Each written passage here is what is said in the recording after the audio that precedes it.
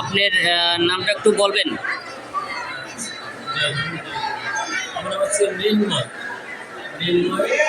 এখানে গুরু মহারাজ আমরা মৃন্ময়।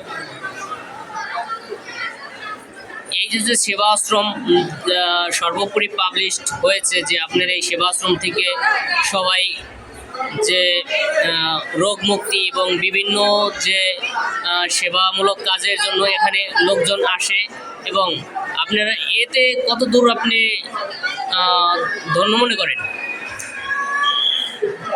এখানে অঞ্চলে ধর্মীয় প্রতিষ্ঠান প্রচুর রয়েছে, কিন্তু আমাদের মূল আদর্শ হচ্ছে একটু নিরঙ্কুশ ধর্ম মানুষ পালন করে। অর্থাৎ যে ধর্মেরই হোক, যে মনেরই হোক, সে তার ধর্মটাকে আন্তরিকতার সাথে পালন করে। এটা হচ্ছে আমাদের বক্তব্য।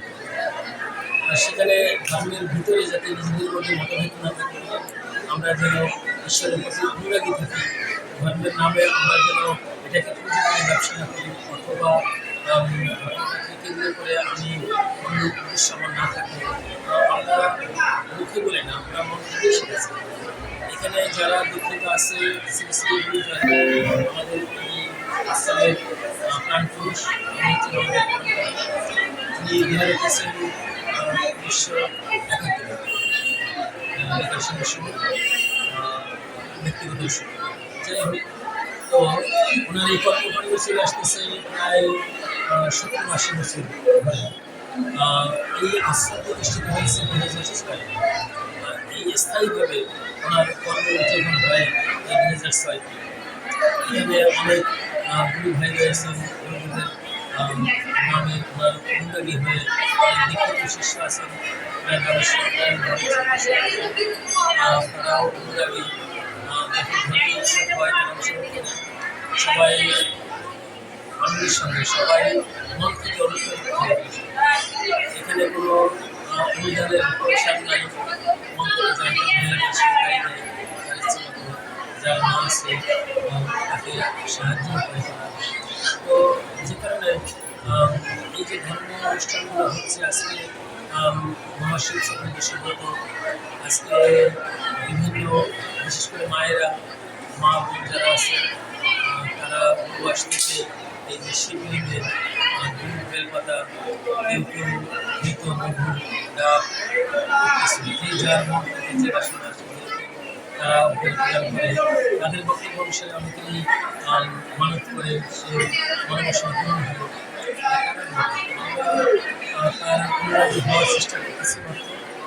আমরা মন থেকে ধর্ম পরিচালনার চেষ্টা করি মাত্র, পারি কিনা বা হয় কিনা সেটা একমাত্র ভুল থাকে। আমি আশ্রমের পক্ষ থেকে সবার জন্য সমস্ত মানুষ মন মানুষ এবং বিশ্বাস, এবং আপনি যে আমাদের এখানে আসবেন, সাক্ষাৎকার নিলেন, আপনার কাছে আমরা এবং চ্যানেলকে অসংখ্য। আজকে যে এই শিব চতুর্দশী যে অনুষ্ঠানটা হচ্ছে, এতে এতে যে দূর দূরান্ত থেকে যে অতিথিবৃন্দু এবং যে ভক্তরা আসে, এখান থেকে আপনি কতটুকু এই আশ্রমের পক্ষ থেকে এবং আপনার এই ধর্মীয় অনুগামী হিসেবে কতটুকু আপনার আনন্দ অনুভব হচ্ছে? বলা বাহুল্য, এটা আর বলার অপেক্ষা থাকে না। আপনি তো দেখতেই পাচ্ছেন হাজার হাজার মানুষ, তারা আলহামদুলিল্লাহ সেই সকাল 10টা থেকে শুরু করেছে, আর সম্ভবত রাত 10টাও আমরা কভার করতে পারবো কিনা জানি না।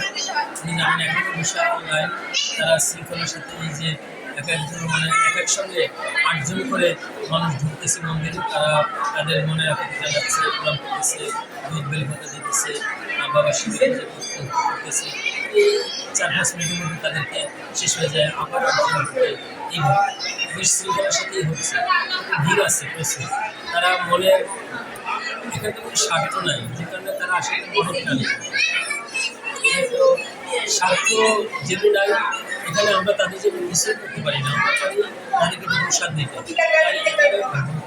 তাই এখানে প্রসাদ, এখানে খিচুড়ি প্রসাদ, মহাপ্রসাদ হচ্ছে, সবাই সেটাই ভক্তি সহকারে নিচ্ছে, যাকে ধর্ম নির্বিশেষে সবাই।